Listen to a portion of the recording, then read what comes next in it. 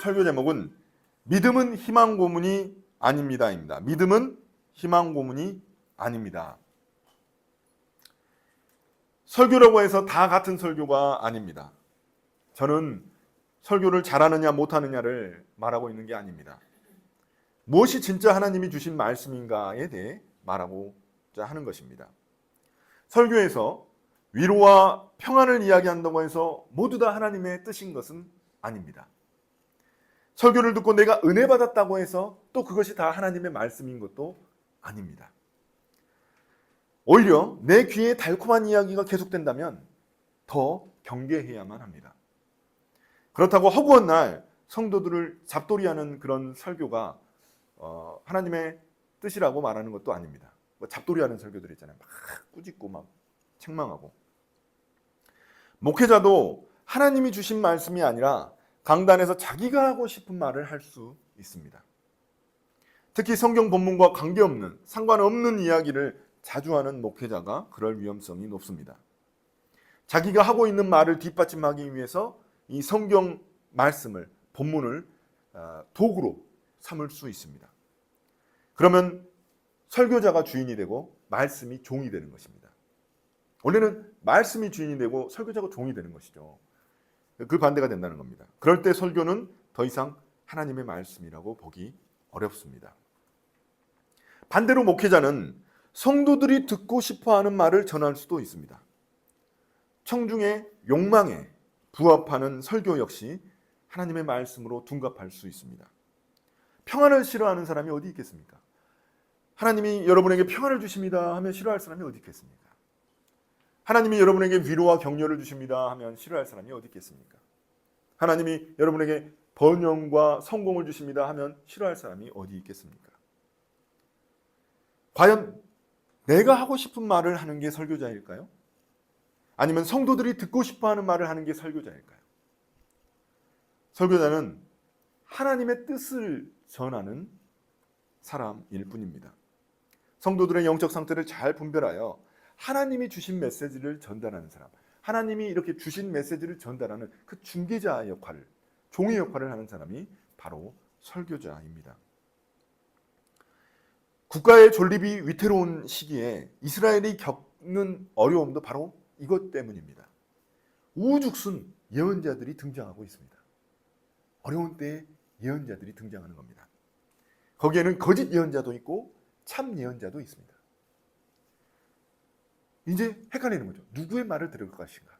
누가 참 예언자고 누가 거짓 예언자인가? 이스라엘은 이 문제를 가지고 계속해서 씨름하고 있습니다. 우리는 어떻습니까? 우리 역시 메시지 과잉 시대에 살아가고 있습니다. 설교 과잉 시대에 살아가고 있습니다. 유튜브에 얼마나 많은 설교들이 넘쳐나고 있습니까? 유명한 목사님들 설교 얼마나 많이 있습니까? 그러나 그 말씀이 진짜인지 가짜인지 분별하기 굉장히 어려운 시대입니다. 과연 우리는 어떻게 하면 거짓에 속지 않고 진리의 말씀을 붙들 수 있을까요? 먼저 오늘 말씀을 잘 이해하기 위해서는 유다의 마지막 왕들 이름을 기억해야 합니다. 사진을 보시면 유다의 마지막 왕들입니다. 자, 나열하자면은 요시야 왕이 굉장히 선한 왕입니다. 요시야 왕이 선한 왕인데 이 요시야 왕의 자녀들이 있습니다. 자녀들이 누구냐면 여호아하스, 그 다음에 여호야김, 그 다음에 시드기야입니다. 요 세 명이 자녀입니다. 요 세 명이 보시죠. 여호아하스, 여호야김, 시드기야입니다. 이게 자녀들인데 마지막 왕은 어떻게 되냐면 16번이 요시야죠. 17번이 여호아하스죠. 살룸이라고도 불립니다. 여호아하스. 그 다음에 18번이 누굽니까? 여호야김입니다. 엘리야김이라고도 불립니다. 그 다음에 19번째 여호야긴입니다. 여호야긴은 여호야김의 아들입니다. 아들. 그리고 마지막 왕이 누구냐면 시드기야입니다. 시드기야는 그러면은 여호야긴하고는 어떤 관계인가요? 삼촌이죠. 예. 시드기야가 삼촌입니다. 그러니까 마지막 왕은 그 전 왕의 삼촌입니다. 예. 그래서 요 세 명이 자녀고 요시야의 자녀이고 이렇게 여호야긴 하다가 시드기야가 마지막 왕이라는 겁니다. 여러분 잘 기억하셔야 됩니다. 왜냐하면 왕들의 이름이 자꾸 여러 번 등장해요. 그래서 헷갈리기 시작하면은 끝도 gat도 없습니다. 자, 그래서 마지막 망하기 직전 왕이 여호야긴 시드기야입니다. 시드기야는 그래서 이제 여호야긴의 삼촌인 거죠. 바벨론은 한 번 침략해가지고 예루살렘을 멸망시킨 게 아닙니다. 3번을 침략을 했습니다. 첫 번째 침공은 605년 여호야김 때입니다. 여호야김 때입니다. 18번. 여호야김 때인데 이때 우리가 잘 아는 대로 다니엘과 그의 친구들 사드락, 메삭, 아벳느고가 끌려간 때입니다. 1차 포로. 그 다음에 2차 침공이 여호야긴 때 있었습니다. 여호야긴. 2차 침공인데 이때 왕과 귀족들, 제사장들, 장인들, 대장장이들이 끌려갔습니다. 무기도 만들어야 되고 그러니까 대장장이들이 끌려간 거죠. 그리고 지금은 마지막 왕 시드기야 때입니다. 오늘 본문은 시드기야 때입니다. 시드기야 왕 때 예레미야는 바벨론에 끌려간 사람들에게 편지를 씁니다.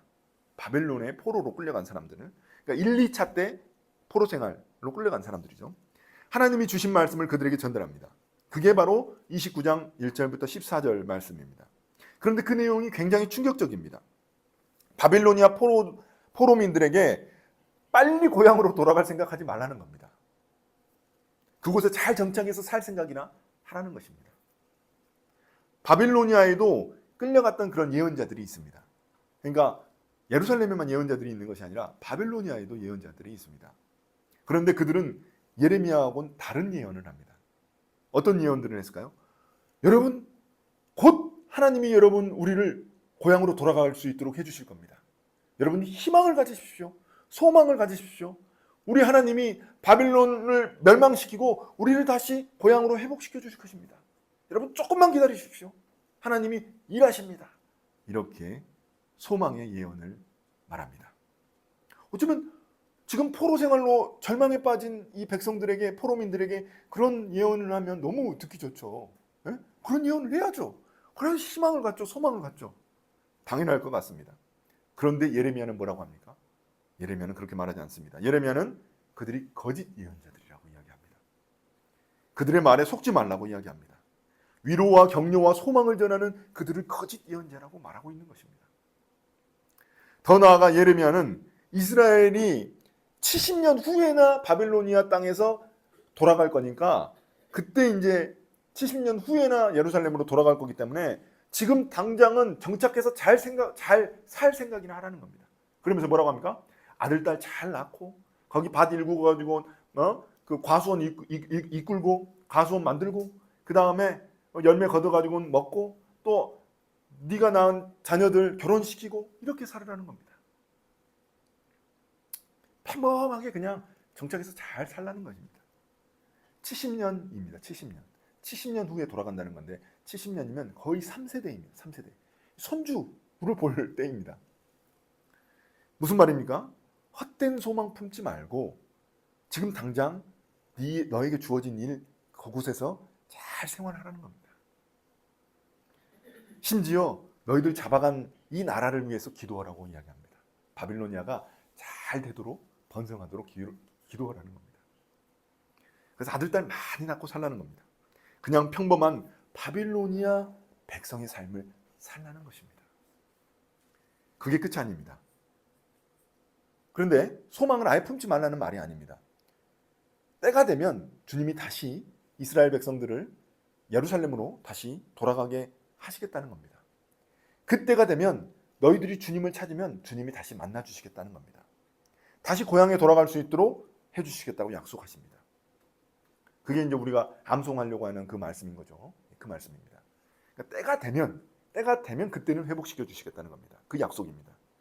그러니까 지금은 평범한 바빌로니아 시민으로 충실하게 주어진 삶을 살아가라는 것입니다. 포로민들 입장에서는 어떤 느낌이 들까요? 절망적입니다. 지금 그들에게는 이방 나라에 끌려가가지고 포로로 끌려갔는데 돌아가는 게 가장 소망하는 바입니다. 그런데 그 소망을 예레미야는 완전히 밟아버린 거죠. 짓밟아버린 거죠. 힘 쭉 빠지는 말입니다. 살아있을 때 고향으로 돌아가고 싶지 죽고 나서 고향에 돌아가면 뭐합니까? 손주 때 고향에 돌아가면 뭐예요? 자기는 죽었는데 벌써. 예레미야는 그럼 왜 우리의 소망을 끊어놓는가? 이렇게 생각하지 않겠습니까? 그럼 하나님은 왜 바빌로니아에도 예언자를 주셨는가? 이런 생각을 하겠죠. 혹시 예루살렘에 아직 남은 소망이 있기 때문이 아닐까? 이렇게 그들은 생각하는 겁니다. 그럼 하나님은 왜 불쌍한 포로민들에게 이런 말씀을 주신 것일까요? 왜 이런 절망의 말씀을 주신 것일까요? 왜냐하면 그들의 믿음은 진짜 소망이 아니라 헛된 소망이기 때문입니다. 우리 이제 곧 돌아갈 수 있어. 조금만 더 여기서 견뎌야지. 돌아갈 수 있어. 이거 헛된 소망입니다. 그들의 믿음은 헛된 희망 고문에 불과합니다. 그렇게 헛된 소망에 빠져 희망 고문을 당하면 어떤 일이 일어날까요? 현실을 제대로 보지는 못합니다. 현실을. 지금 나의 영적 상태가 어떤지 보지를 못합니다. 지금 바벨로니아에 있는 그 백성들의 영적 상태, 그걸 보지를 못하는 거예요. 그래서 일상생활의 균형과 질서가 무너집니다. 생각해 보십시오. 고향에 곧 돌아갈 것이라는 소망 때문에 뭐 지금 있는 자리에서 지금 하고 있는 일이 뭐 손에 잡힐까요? 빨리 돌아가야 되는데 우리 이제 곧 돌아가는 건데 엉덩이가 들썩여가지고 지금 하고 있는지조차 손에 안 잡힙니다. 모두 시시하고 무의미하게 보일 뿐입니다. 이런 일은 보통 이단이나 사이비에서 많이 일어나죠. 여러분 신천지를 보십시오. 신천지 보시면 요한계시록에서 말하는 14만 4천 명 진짜 구원받은 자의 안에 들어가려다 보니까 일상생활이 다 망가져 버립니다. 그거 들어가려면 전도를 막 몇십 번 해야 되거든요. 그래서 어떻게 합니까? 그거 하려고 14만 4천 명이 들어가려고 가정도 버리죠. 직장도 버리죠. 완전히 그것에 몰입합니다. 다 시시하고 무의미하게 보이는 겁니다. 가정생활 그게 뭐가 중요해? 회사생활 뭐 그게 뭐가 중요해? 내가 14만 4천 명이 들어가야 되는데 그렇게 생각하는 거죠. 그러나 이런 일은 비단 이단과 사이비에게만 일어나는 일이 아닙니다. 제가 예전에 담당하던 친구들 중에 회사 때문에 힘들어하는 친구들이 꽤 있었습니다. 그 친구들은 맨날 다른 회사에 옮길 생각만 하는 겁니다. 취업 사이트 들어가가지고 맨날 더 좋은 조건의 회사들을 찾습니다. 핑계는 항상 있습니다. 지금 회사가 신앙생활하기에는 조건이 별로 안 좋다는 겁니다. 일도 많이 시키고. 그럼 회사를 옮긴다고 해서 무조건 해결될 수 있는 문제일까요? 무엇이 본질일까요? 그런 생각을 가지고 있으면 현재 회사 생활에 만족할 수 있을까요? 그리고 충실할 수 있을까요? 그런데 문제는 이뿐만이 아닙니다. 이런 친구들의 고민을 상담해주는 목회자도 문제입니다. 그 목회자는 너가 열심히 좀만 더 열심히 기도하면 하나님이 더 좋은 회사로 옮기게 해주실 거야. 이렇게 말해줍니다. 이 말을 들으면 그 친구는 좋아하겠죠. 야, 내가 조금만 더 기도하자. 조금만 더 열심히 더 기도해야지. 그런데 그게 과연 하나님의 뜻일까요? 이렇게 상담해주는 목회자가 있습니다. 그게 바로 저였습니다. 저였습니다. 그때 그 친구들을 잘못 인도한 그거에 대해서 저는 회개합니다. 이런 일은 다른 신앙생활에서도 자주 일어납니다. 헌금이 그렇습니다. 어떤 목회자는 헌금을 잘하면 하나님이 몇 배로 갚아주신다고 강조합니다. 그것은 이제 뭐 금전적인 보상이나 또 성공 이런 거겠죠. 특히 건축 헌금이 그렇습니다. 예배당 건축할 때 헌금 많이 거두려고 그때가 되면 등장하는 설교가 있습니다. 이 복받는 설교인 거죠. 복받는 설교. 헌금의 분량, 믿음의 분량 이야기를 하면서 성도들의 헌신과 충성을 자극합니다. 그러면 성도들이 무리해서 이제 헌금을 하게 되죠. 다른 곳에 써야 되는데, 내 가족에게 써야 되는데, 또 내 이웃에게 써야 되는데 그 돈까지 다 무리해가지고 헌금을 합니다. 그리고 심지어 빚을 지기도 합니다. 그러나 헌금은 성공의 도구가 아니라 우리 신앙 고백의 도구입니다. 또한 기도도 그렇습니다. 병에 걸린 것과 같은 삶의 문제가 터졌을 때 주로 하는 말이 있습니다. 아직 기도나 믿음이 부족해서 해결되지 않은 것이니 더 기도하고 믿음을 더 강하게 가지라는 것입니다. 물론 그럴 수도 있습니다. 그러나 기도는 만병통치약이 아닙니다. 그것에만 의지할 때 그 사람의 일상은 무너지고 문제는 더욱 악화될 뿐입니다. 왜냐하면 그 헛된 소망 때문에 현재 상황을 제대로 파악하고 깨닫지 못하게 만들기 때문입니다. 지금 저를 지도하고 계신 지도교수님의 동생분이 암 초기 진단을 받았었습니다. 그때 병원에서 잘 치료했으면 나았을 것입니다. 왜냐하면 암 초기 진단이었거든요. 근데 동생이 그렇게 하지 않았습니다. 왜냐하면 기도원에 갔더니 기도원 목사님이 그 안수해주고 막 그 기도하면서 그 사람에게 그렇게 이야기를 했다는 겁니다. 더 기도하고 믿음으로 더 기도하면 괜찮아질 거라고, 나을 거라고. 그래서 그분이 병원을 더 이상 가지 않았습니다. 그리고 그분은 죽었습니다. 극단적인 예이죠. 극단적인 예이지만 우리 주변에서 종종 일어나는 일이기도 합니다. 분명히 초기였기 때문에 갔으면 나았을 수도 있는데 무조건 낫는다고 말할 수는 없지만 그러면서 같이 기도했으면 상관없죠. 기도를 하지 말라는 말이 아니죠. 기도를 했으면 상관없는데 기도에만 매달리다가 죽었습니다. 분명 이것은 믿음이 아닌 희망 고문이자 가스라이팅입니다. 이처럼 헛된 소망을 품으면 현재 나의 자리와 역할에 충실하지 못합니다. 거짓 예언자들은 당장 이루어질 일이 아닌데 자꾸 희망 고문을 합니다. 희망 고문은 가스라이팅이며 거짓말일 뿐입니다. 믿음과 신앙의 이름으로 우리의 일상을 무너뜨리는 것은 희망 고문일 뿐입니다. 거짓말일 뿐입니다. 우리의 일상을 무너뜨리는 그 어떤 것도 하나님의 뜻일 수가 없습니다. 이것이 우리가 거짓에 속지 않기 위한 첫 번째 조건입니다. 만약에 어떤 메시지를 들었는데 그것이 나의 일상을 무너뜨린다? 나의 일상의 균형과 질서를 무너뜨린다? 그럼 그것은 거짓입니다. 예레미야는 바빌로니아에 있는 포로민들뿐만이 아니라 예루살렘에 남겨진 사람들의 운명에 대해서도 하나님의 뜻을 전달합니다. 왜냐하면 바빌로니아 사람이 소망을 갖는 이유가 고향에 남겨진 사람들 때문이라고 생각하고 있기 때문입니다. 그러니까 우리는 끌려갔어. 근데 이 사람들은 그래도 좀 더 나으니까 하나님이 소망의 씨앗으로 남겨둔 거 아닐까? 그럼 우리 나중에 돌아갈 수 있는 거 아닐까? 이렇게 생각을 하는 겁니다. 그래서 예레미야가 그 남겨진 사람들한테도 이야기를 하는 겁니다. 메시지를 전달하는 겁니다. 그러나 그렇지 않습니다. 그 사람들이 남겨졌다고 해서 그 사람들이 그 바빌로니아의 포로로 끌려간 사람들보다 더 나은 게 아닙니다. 그들이 죄를 덜 짓거나 아니면 거룩한 사람들이 아닙니다. 단지 하나님의 심판이 조금 유예됐을 뿐입니다. 이들부터 먼저 갖고 나중에 3차로 멸망하는 겁니다. 그래서 예레미야는 그들에게 어떻게 이야기합니까? 그 남겨진 시드기야 왕과 그 백성들을 칼과 기근과 전염병으로 아무도 먹을 수 없는 썩은 무화과처럼 만들겠다고 그렇게 선포합니다. 그래서 모든 사람들의 조롱거리가 되게 하겠다고 말씀하십니다. 하나님의 엄중한 심판이 그 남겨진 사람들에게도 내릴 것이라는 의미입니다. 착각하지 말라는 겁니다. 너희들이 잘나거나 더 나아서 남겨둔 게 아니라는 의미입니다. 잠시 심판이 늦춰졌을 뿐입니다. 그들 역시 하나님의 말씀을 듣지 않고 불순종했기 때문입니다. 듣지 않았기 때문입니다. 오늘도 이 말씀 여러분 15절부터 32절 보시면 자주 등장하는 말씀이 듣지 않았다는 겁니다. 듣지 않았다. 거짓 예언자의 말을 들었을 뿐입니다. 그러므로 우리가 현재 내가 평안하다고 해서 아무 문제가 없는 게 아닙니다. 이 남겨진 사람들 평안하잖아요. 지금 아무 문제가 없는 게 아닙니다. 평안한 삶이 우리의 축복의 증거가 아닙니다. 거짓 평안에 속을 수 있습니다. 거짓 평안은 우리를 영적으로 둔감하게 만듭니다. 그래서 현재 나의 상태를 제대로 깨닫지 못하게 만듭니다. 내가 평안하니까 괜찮겠지? 하나님이 나를 축복하고 계신 건가? 이렇게 생각하고 둔감해지는 거죠. 그러나 평안할수록 우리의 신앙을 제대로 점검하는 것이 매우 중요합니다. 그래서 우리가 말씀 묵상을 빼먹을 수가 없는 겁니다. 말씀 묵상은 우리 영혼의 썩은 부위를 차단해서 성령의 칼에 우리를 내어드리는 그런 작업입니다. 예레미야는 바빌로니아에 있는 거짓 예언자들의 운명에 대해서도 언급합니다. 그러니까 바빌로니아에 있는 거짓 예언자들입니다. 21절인데 그곳에 예언자 아합과 시드기야가 사람들이 다 보는 앞에서 느부갓네살 그 바빌로니아 왕에게 화형당할 것이라고 말합니다. 왜냐하면 그들이 거짓 예언을 했기 때문입니다.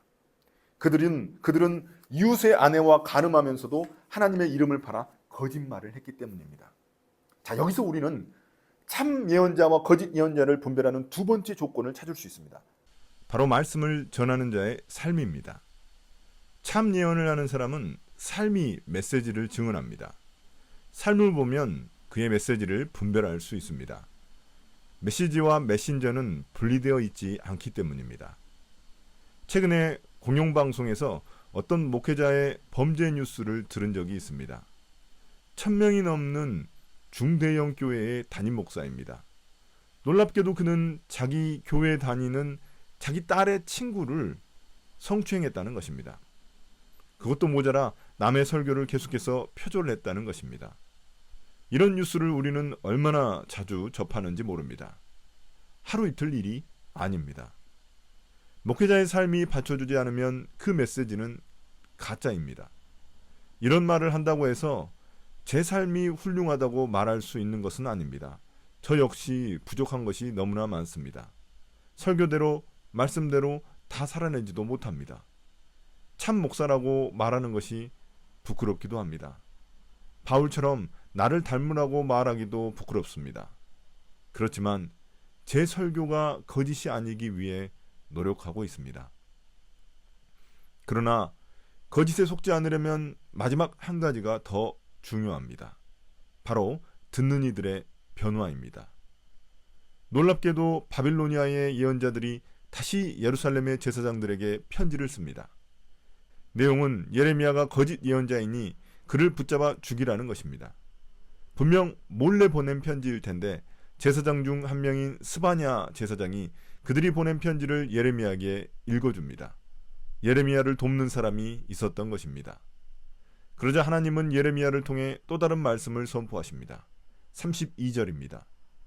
스마야는 하나님의 뜻을 거스르는 거짓말을 했기 때문에 자손을 보지 못합니다. 완전히 하나님 백성에서 대가 끊겨져 사라지게 된다는 것입니다. 굉장히 큰 심판입니다. 그럼 왜 그들이 이런 거짓 예언을 했을까요? 그곳 바빌로니아 사람들이 듣고 싶어하는 말이기 때문입니다. 거짓 예언은 거짓 예언자들만의 문제가 아닙니다. 듣는 이들의 욕망도 문제입니다. 내 안에 참된 회개와 변화가 일어나지 않는다면 우리는 거짓에 속게 됩니다. 날마다 내 욕망을 점검하지 않으면 언제든지 내 욕망에 기름칠하는 소리가 매력적으로 들립니다. 참된 하나님의 말씀은 우리의 욕망을 변화시킵니다. 세상을 향한 욕망이 아닌 거룩을 향한 욕망이 일어나면 거짓이 들리고 보입니다. 사랑하는 성도 여러분, 요즘은 설교 과잉의 시대입니다. 유튜브를 틀면 설교 잘하시는 분들이 넘쳐납니다. 이찬수 목사님 설교, 또 이재철 목사님 설교, 조정미 목사님 설교, 다 들으십시오. 그러나 잊지 마십시오. 여러분에게 현재 필요한 말씀은 하나님이 저를 통해 주십니다. 그분들의 설교는 그 교회 성도들을 위한 메시지일 뿐입니다. 우리를 향한 하나님의 말씀은 오늘 이 말씀임을 잊지 말아야 합니다. 우리가 거짓에 속지 않으려면 우리의 일상을 점검해야만 합니다. 일상의 균형이 무너지면 그것은 어떤 감동이 있더라도 거짓입니다. 빡센 신앙훈련과 믿음을 빙자해 가정과 직장을 무너뜨리는 설교는 거짓말입니다. 희망고문이자 가스라이팅일 뿐입니다. 또한 메시지를 전하는 메신저의 삶이 무너져 있다면 그의 메시지도 거짓말입니다. 그런 자는 피해야 하고 거부해야 합니다. 너의 삶이나 먼저 챙기라고 말해줘야 합니다. 세상의 도덕과 윤리를 무너뜨리는 설교는 거짓말입니다. 마지막으로 내 욕망을 매일 점검해야 합니다. 내 욕망이 왜곡되어 있으면 언제든지 우리는 달콤한 말에 속아 넘어갑니다. 하나님의 말씀을 기준 삼아 날마다 내 욕망을 점검해야 합니다. 참된 회개를 통해 날마다 삶의 변화를 위해 기도하고 묵상해야 합니다. 그래야 넘쳐나는 거짓 메시지에 속아 넘어가지 않습니다. 저와 여러분 모두 거짓에 속지 않고 진리를 붙드는 하나님 나라의 백성이 되시기를 축복합니다.